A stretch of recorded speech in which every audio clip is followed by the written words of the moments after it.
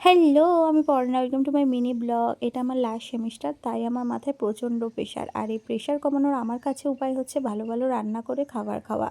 তাই রান্নাঘরে চলে এসেছি, আজকে মাটন কষা বানাবো।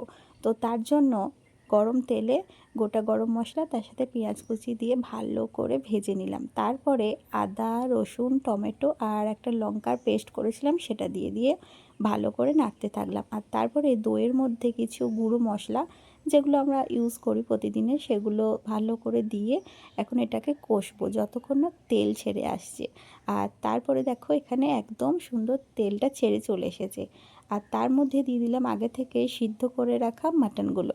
আর এই যে মাটনের স্টকটা ছিল, তো সেটা দিয়ে আমি হালকা করে কষাবো, কারণ বেশি জল ব্যবহার করব না। আর তারপর এটা ভালো করে ফুটতে শুরু করেছে। আগে থেকে একটু পেঁয়াজ তুলে রেখেছিলাম, যেটা আমি লাস্টে দিয়ে দিলাম। আর একটুখানি গরম মশলা গুঁড়ো দিয়ে দিয়েছিলাম। আর আজকে লুচি খেতে প্রচণ্ড ইচ্ছা করছিল মাটনের সাথে।